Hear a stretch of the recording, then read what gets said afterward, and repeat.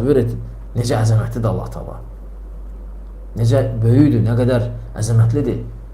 Yaratdığı məxluqların əzəmətliyi Xaliqin əzəmətliyinə dəlildir. Və biz bunu mələklərə imanda deyə danışacağıq. Əzəmətli mələkləri var Allah Taala'nın. Və biz Allaha iman, Allahın adı və sifətlərinə iman budur ki, Allahın 99 adı var və məlum olmayan adların da hədisdə gəldi ki, Allah Resulü s.ə.v qiyamət günü çağıracaq Allahu adlarla. Həmçinin sifətlərinə inanırıq. İman edirik, Allah Taala'nın sifətləri var. O sifətləri yozmuruq. Necə gəlib zahirinə iman edirik. Demirik, Quranın zahiri küfürdür. Demirik ki, Quran zahiri küfürdür. Niyə görə deyirlər Quran zahiri küfürdür? Çünki sən desən ki, Allah iblisə deyir ki, ey iblis, Adəmi 2 əlimlə yaratdım. Sən niyə səcdə eləmədin? Onlar deyir ki, sən 2 əlimlə sözünü təsdiq edəsən, küfrə düşürsən. Ona görə deyirlər, Quranın zahiri küfürdür. Bu Mu'təzilə etiqadıdır. Və bunu deyənlər də var. Bəli, var, əlbəttə ki. Əşari mətrudilər onu deyir. Bəli. Həmçinin Allahın istivasını deyirlər, zahiri deyirsən ki, ucalıqdır, küfrə düşürsən. Deməli, sən Allah ərşi hökmünü aldı. Orada hökmünü aldı mənasındadır. Ona görə, onlara görə Quranın zahiri, xüsusən də sifətlərin zahirinlə götürmək küfürdür. Allah Taala demək istəyirlər ki, Quranın zahirini küfür nazil edib. Öz sifətlərinə birinci imanı, birinci mənanı, yəni birinci Allah Taala'nın qəsd etdiyi, hansı ki Allah Taala o cür özünü adlandırıb, sən o cür adlandırırsan, sən küfrə düşürsən. Və həmçinin Allah Taala'nın ad və sifətlərini biz təhrif eləmirik, yozmuruq. Demirik ki, bu mənaya gəlir və bu mənaya gəlir. Əksinə iman edirik və zahirinə görə götürürük. O yerdə ki, yozmağa ehtiyac var, Quran və sünnədən dəlil varsa yozuruq. Allah Taala buyurur ki, əgər Quran oxusan və izə qara'tul Quran fəstəiz billah. Əgər Quran oxusan, Allaha sığın. Yəni əuzu billahi minəşşeytanirracim de.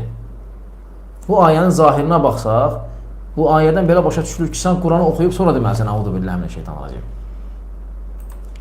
Biz bunu yozuruq, deyirik, yox. Quran oxumamışdan əvvəl demək lazımdır əuzu billahi minəşşeytanirracim. Dəlil Peyğəmbər belə eləyib. Zahirindən başqa mənaya çevirdik. Dəlillə. Lakin biz Allah deyir, Rəhman ərşə yüksəldi, səmadakına iman etmirsinizmi? Peyğəmbər s.ə.v-in nə qədər hədisi var Allah Taala'nın səmada olması? Deyir, yox, səmada deyil, hər yerdədir. Və ya Allah var, məkansızdır. Və təsəvvürünüzə gətirin, Allah Taala var. Allah var. Və Allah ərşin üzərinə istivə eləyib. Bizim dəlillərimiz Quran-ı Kərimdən. Ər-Rəhmənu aləl arş istəvə. Thumma istəvə aləl arş. Rəhman ərşinə yüksəldi. Sonra ərşinə yüksəldi.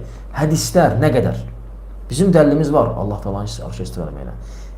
Mənim etiqadım odur ki, Allah Taala ərşinə istivə eləyib. Allah səmadadır. Sənin etiqadın nədir? Deyir Allah, innallaha mevcudun bilə məkan. Allahın varlığı var, amma məkansızdır. Dəlilin nədir buna? Harda gəlib ki, Quranda və sünnədə Allah deyir ki, varam, amma məkansızam. Harda gəlib bu? Ağlanda. Və etiqad elə bir məsələdir ki, Quran və sünnədən ona açıq dəlil olmalıdır. Xristiyan şairdən dəlil gətirəndə nə gözləyirsən? Bəli, və s. və ilə axır. Hansı ki, bu məsələyə, ona görə Şeyx Albani rahimehullah Saqqafla danışanda deyir ki, siz mənə sual verin ki, Allah hardadır? Şeyx Albani deyir ki, mənim cavabım nə qədərdir və ayələri deyir, bayaq dediyimiz ayələri. Və sonra deyir ki, siz nə deyirsiniz? Mən sizə sual verirəm, Allah hardadır? Deyirlər ki, Allah var, məkansızdır. Şeyx Albani deyir ki, mənə bir dənə dəlil deyin. Etiqadınız dəlil üzərində deyil, mənə bir dənə dəlil deyin ki, Allah var, məkansızdır.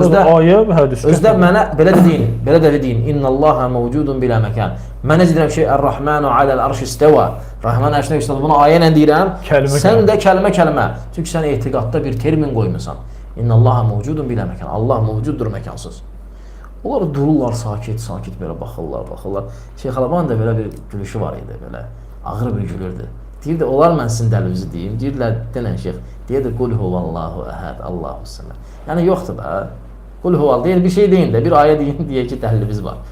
Qul huvallahu, deyək ki, Allah təkdir, Allah ehtiyatsızdır. Yəni, bir növ olanla istehza edirdi şeyx. Ki, siz etiqad qurmusunuz, sual verən fikirləşirsiniz, ayə fikirləşirsiniz. Siz onu avtomatik deməliyiniz, həmən. Əhl-i sünnə dəlilin üzərində öz etiqadını qurur. Amma onlar isə Onlar ağıl Sonradan başladılar ki, onlar ağılla qurublar. Bəli, ağılla. Onlar ağılla, məntiqlə qurublar, hansı ki hətta təsəvvürünüzə gətirin ki, mövzu deyil, lakin eyb etməz biraz haşiyə çıxaq. Hətta biz deyirik Allah cisim deyil. Biz deyirik Allah cisim deyil, onlar da deyir Allah cisim deyil. Amma siz təsəvvürünüzə gətirirsiniz ki, onlar cisim deyəndə başqa şey nəzərdə tuturlar. Biz cisim deyəndə başqa şey nəzərdə tuturuq.